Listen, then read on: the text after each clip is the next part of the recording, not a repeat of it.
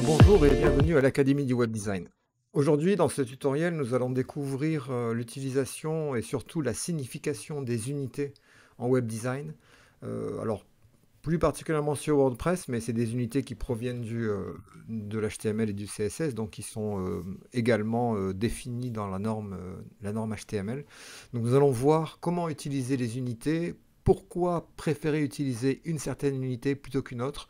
Bref, c'est parti, on se retrouve tout de suite sur WordPress et donc la première question à laquelle je vais tenter de répondre, c'est qu'est-ce qu'une unité? Alors une unité, c'est un moyen de mesurer. Alors ce moyen de mesurer est soit absolu, comme par exemple une règle. Une règle définit des unités qui sont absolues. Un centimètre sera toujours un centimètre. Donc ça, c'est la première partie des unités, à savoir la partie absolue des unités. Et ensuite, face à cela, nous avons la partie relative des unités, c'est-à-dire des unités qui se définissent en fonction d'un autre critère. Alors l'une des unités, par exemple, relatives est le pourcentage. Le pourcentage, si je vous dis cette donnée-là a une largeur de 25%, eh bien on ne peut pas comprendre en totalité car il manque la référence. Donc l'unité relative est toujours une unité que l'on définit par rapport à un autre élément. Alors cette partie absolue pour les unités et cette partie relative est essentielle en web design. C'est ce qui va nous permettre d'avoir un comportement responsive. C'est surtout ce qui va nous permettre d'adapter les designs à la surface d'affichage, c'est-à-dire aux médias que sont par exemple l'écran, la tablette ou le téléphone. Alors la partie unité dans Elementor, donc comme c'est une propriété qu'on retrouve à de nombreux endroits, je vais voir par exemple que lorsque je vais créer une section, donc là en créant une section, si je clique sur la section, je vais avoir par exemple la largeur de la section. Alors ce n'est pas stipulé, mais c'est des pixels. Hein, donc il faut savoir, alors pour rappel en tout cas, un écran HD aujourd'hui fait 1920 pixels de large. Donc si je tape ici par exemple 524 pixels de large, voilà, j'aurai cette distance-là, donc ça c'est la partie utilisable de la section qui fait 524 pixels. Donc si je mesure avec un outil de mesure ici, j'aurai 524 pixels dans cette partie ici, alors compris avec voilà, avec le padding et les différentes gouttières qu'il y a entre les colonnes. Donc la première unité que tout le monde connaît en tout cas, c'est les pixels. Alors les pixels, si je prends par exemple un titre, donc je mets un titre dans mon bloc, donc ceci est un titre. Donc ce titre-là, je peux lui donner dans les propriétés donc, de style de typographie une unité en pixels. Donc là, je vais parler par exemple de 64 pixels. C'est-à-dire que la taille de ce caractère va faire 64 pixels. Alors en mesurant à l'écran le caractère, il sera compris dans une boîte voilà, de 64 pixels. Hein, c'est la distance qu'on va trouver entre ici et là. On les voit, hein, on voit la hauteur des caractères dans le bloc bleu qui fera 64 pixels. Alors le pixel est une unité absolue parce qu'un pixel représentera toujours la même taille, et donc c'est une unité qu'on va privilégier, mais dont il faut se méfier. Alors je vais vous donner un exemple très simple. Si je crée par exemple une nouvelle section avec deux colonnes, alors je vais mettre cette section, je vais lui mettre une hauteur minimum de façon à pouvoir l'adapter à l'écran, et on parlera donc après des autres unités, hein, mais alors en pixels, alors mettons je vais donner 1080 pixels, hein, c'est-à-dire la hauteur de mon écran, voilà. Donc par exemple si à l'intérieur j'ai deux colonnes, alors ces colonnes-là, je vais dans la section, je vais donc positionner mes colonnes pour qu'elles soient étirées, et dans la colonne de gauche, je vais mettre une couleur, donc je vais mettre un bleu comme ceci, et dans la colonne de droite, ici, je vais mettre une autre couleur. Ici, je vais mettre un noir. Voilà. Donc là, j'ai à l'écran deux colonnes. Et dans ces colonnes-là, je vais simplement mettre, une section interne pour vous faire la démonstration. Donc je vais mettre une section interne ici, avec une seule colonne à l'intérieur, effacée. Donc dans la colonne de gauche, je vais centrer en alignement horizontal au milieu la section interne. Je vais lui mettre aussi une couleur, alors on va inverser, je vais lui mettre une couleur noire. Je vais la dupliquer et dans la section d'à côté, je vais la mettre ici. Hop. Je vais passer la mise en page alignement vertical au milieu. Et là, je vais changer la couleur. Je vais la mettre bleue de façon à ce qu'on puisse la voir en... Pardon, c'est pas ça. Celle-ci, hop, ici. Style, couleur. Et je vais la mettre en bleu. Je vais inverser les deux. Voilà. Donc, dans cette colonne de gauche, si je mets par exemple un titre, alors je vais pouvoir ce titre-là le mettre, donc je vais appeler ça titre section par exemple. Là, on va le centrer. Je vais le dupliquer et le récupérer à côté, où là je vais inverser la couleur pour qu'on le voit aussi, et je vais le passer en noir. Voilà. Donc, ce titre-là, si je vais dans les paramètres de style, a une hauteur, alors 2 en pixels, je vais lui faire une hauteur de 48 pixels par exemple. Et à côté, je vais faire pour ce titre-là une hauteur de 48 pixels aussi. Ici, 48 pixels. Voilà, donc là, j'ai des titres qui font 48 pixels de haut. Cette taille de pixels, si je bascule en mode responsive, va être maintenue, quelle que soit la maquette que je vais faire. D'accord? C'est-à-dire qu'à chacune de ces adaptations sur la requête, on va avoir un titre exactement de même grandeur. Alors, pour les titres, ok, ça peut ne pas poser de problème. Par contre, si par exemple je souhaite avoir dans ma colonne une marge ici, hein, une marge à gauche par exemple et à droite, d'un certain nombre de pixels, par exemple 64 pixels, donc je vais mettre une marge interne de 64 pixels à la colonne de droite et de gauche, donc je vais sur la colonne de gauche, donc je vais faire avancer marge interne en pixels, je vais faire donc à droite, alors 64, 32 à droite et 64 à gauche. Voilà, de façon à pouvoir faire ici la même chose, hein, une marge interne en pixels de 64 à droite et 32 à gauche. Voilà, comme ça j'aurai exactement les mêmes marges. Hop, voilà, bon, je me suis trompé, c'est 64. 64, et ici c'est 64 aussi. Voilà.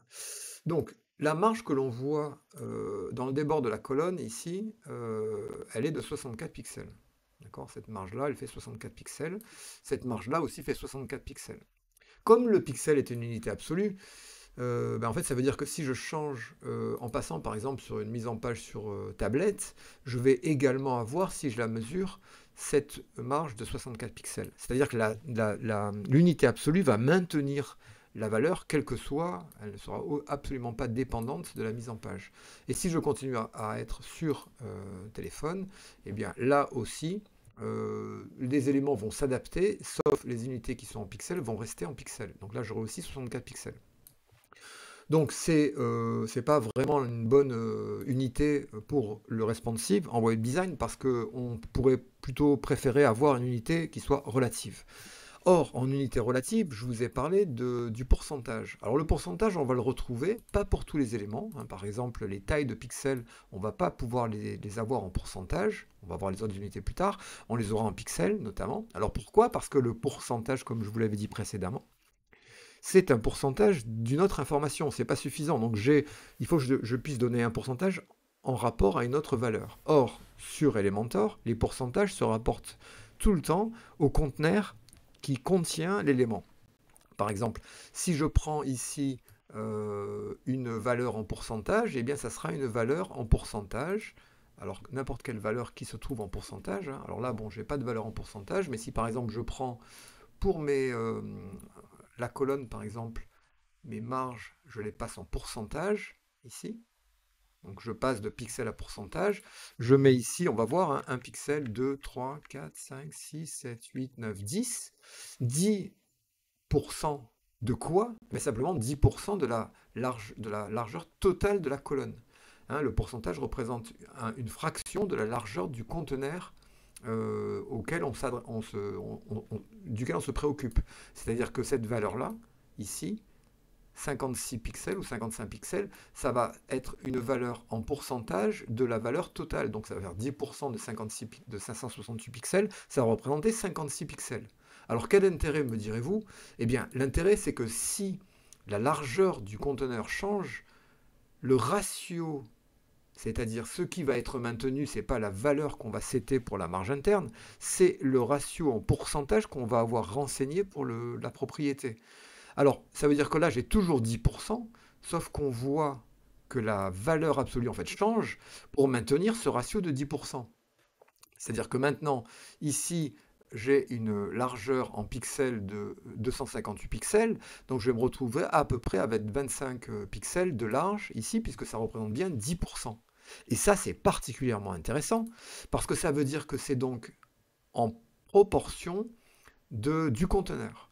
Donc les pourcentages sont vraiment à privilégier parce qu'ils sont très intéressants pour le responsive, c'est-à-dire que si je dégrade enfin je change ma mise en page par exemple sur tablette et sur mobile, je ne vais pas avoir de soucis particuliers parce que le pourcentage étant maintenu, la valeur va diminuer ou agrandir, mais j'aurai cette proportion visuelle qui restera identique.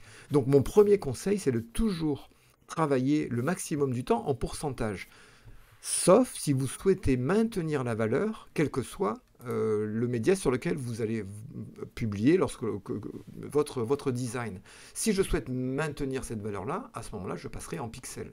Donc ces 10%, je les passerai en pixels, peut-être pour 60... alors on va le faire visuellement. Hein. Voilà, je vais passer à 48 pixels. Et là, effectivement, 48 pixels, ça sera toujours maintenu. Là, on le voit, c'est maintenu. Donc, le pixel, une unité absolue, le pourcent, une unité relative, particulièrement bien adaptée au responsive. Alors, vous allez me dire quelles sont les autres unités.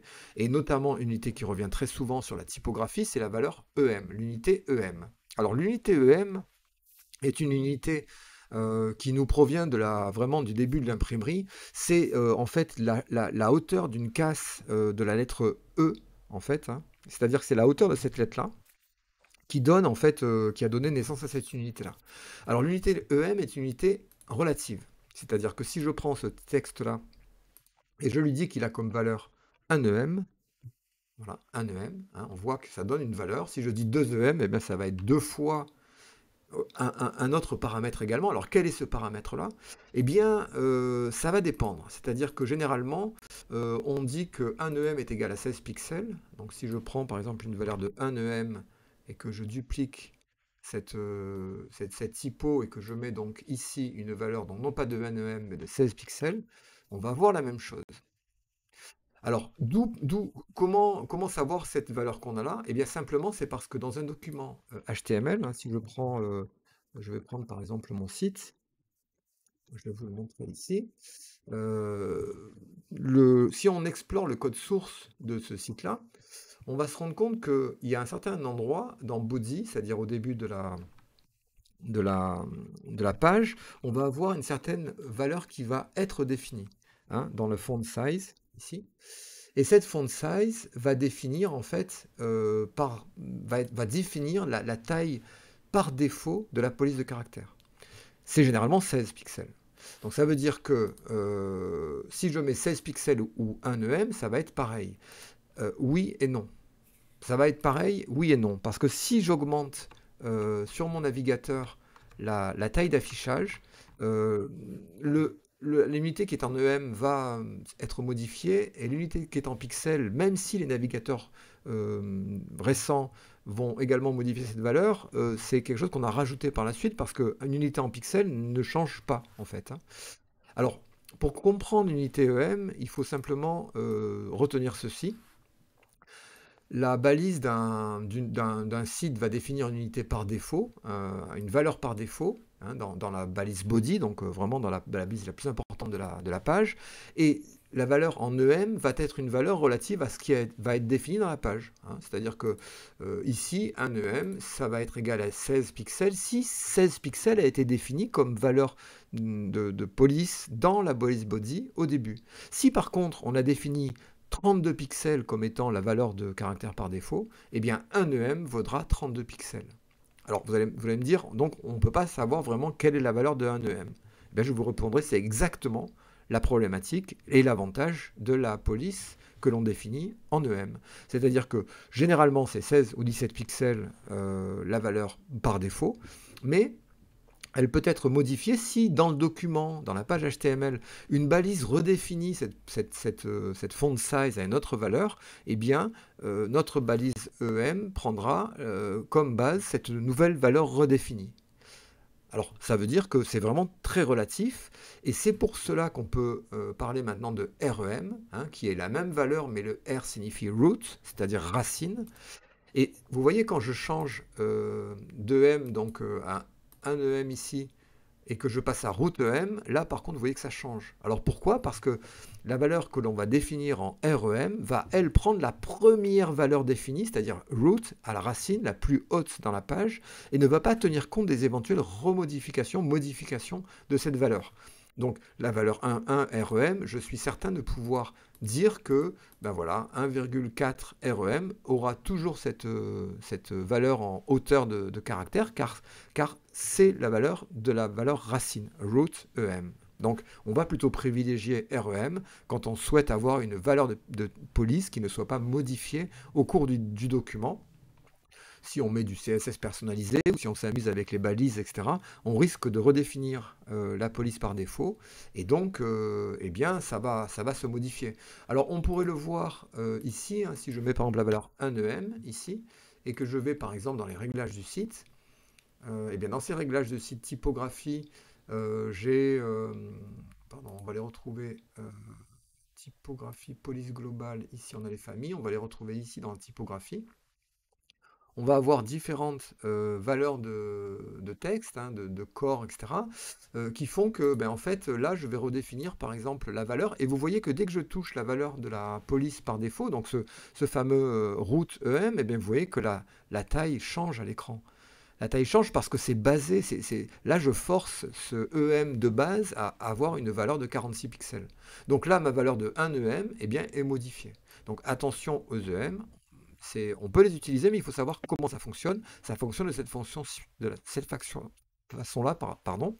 On voit que la deuxième valeur qui est CT ici en REM, elle ne bouge absolument pas parce que, en fait, je ne fais que redéfinir une valeur qui a déjà été définie dans la balise body au début, et donc la deuxième police que j'ai mis ici, le deuxième titre, lui n'est pas modifié. Donc voilà, ça c'est un peu la démonstration de la raison pour laquelle il faut faire attention avec les balises, enfin avec les unités EM ou REM.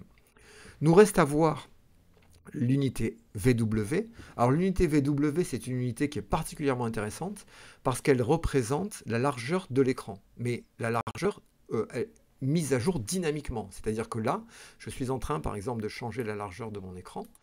Quand je fais, enfin de ma fenêtre, pardon, quand je fais ici, par exemple, je modifie la largeur de ma fenêtre, eh bien, la valeur aussi donc de cette largeur change. Ça veut dire que si je prends, par exemple, ici, je définis la taille d'un caractère relatif.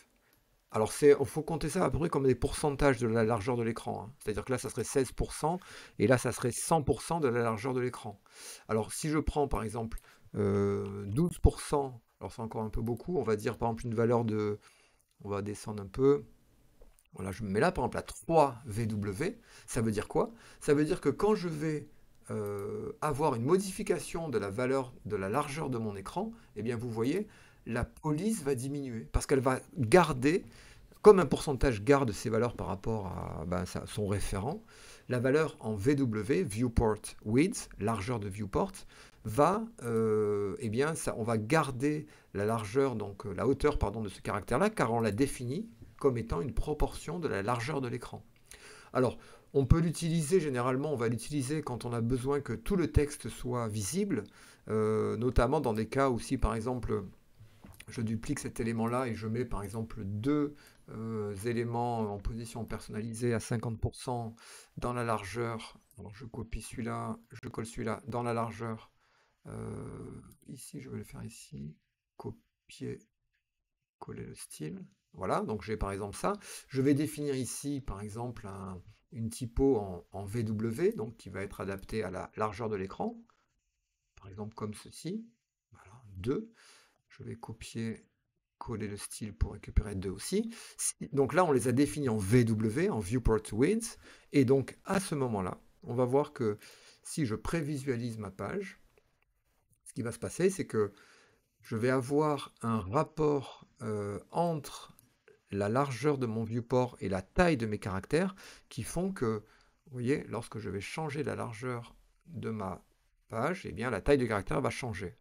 Donc très intéressant pour par exemple les menus ou quoi, quand on veut être certain que les caractères rentrent, eh bien on va les mettre en VW. Vous voyez que au fur et à mesure, voilà, ça va changer la taille du caractère. Donc on a la même chose qui est viewport 8, c'est-à-dire WH, hein, VH, pardon, qui est la hauteur de l'écran. Alors très intéressante aussi, surtout lorsque l'on souhaite que les sections aient exactement un écran de haut. Alors si je fais par exemple une section comme ceci, et je lui dis dans cette section que la hauteur de la section est une hauteur minimum de, en VH, 100, donc 100% de la hauteur, hein, 100 VH. Donc si je fais ça, on va faire le test sur 50 par exemple. Je suis certain que, alors si je mets voilà, deux sections, la première section, si je lui mets un fond, par exemple bleu, la deuxième section, on va lui mettre un fond noir, comme ceci, et bien là, je suis certain que, alors on pourrait le voir si je mettais deux titres, hein, pour s'assurer que le titre soit bien au centre. Voilà, ici, je vais lui passer en noir et centré. Voilà. Et là, je vais dupliquer celui-ci et le mettre au-dessous. Alors pour le coup, en bleu et centré. Voilà. On est certain, comme j'ai dit, que la première section avait une hauteur de 50 VH, donc 50% de la hauteur de ma fenêtre, et la deuxième 50% également. Quand je mets à jour et que je vais voir dans ma prévisualisation, ça va permettre d'être certain, vous voyez, qu'en réduisant la taille de la fenêtre, eh bien, les contenus soient toujours centrés et que le rapport des deux, de la somme de mes deux hauteurs, qui est donc de 100%, fasse que mes deux sections soient toujours à l'écran, toujours on puisse les voir à l'écran. Donc, pixel, une unité absolue, VH, VW, ben, finalement deux unités relatives. On a également donc ici, dans la typo, surtout donc EM et REM et unités relatives, et on vient de faire le tour de toutes les unités qu'on peut utiliser dans Elementor. Si ce tutoriel vous a plu, n'hésitez pas à vous abonner. Merci pour m'avoir écouté et je vous dis à bientôt pour un autre tutoriel.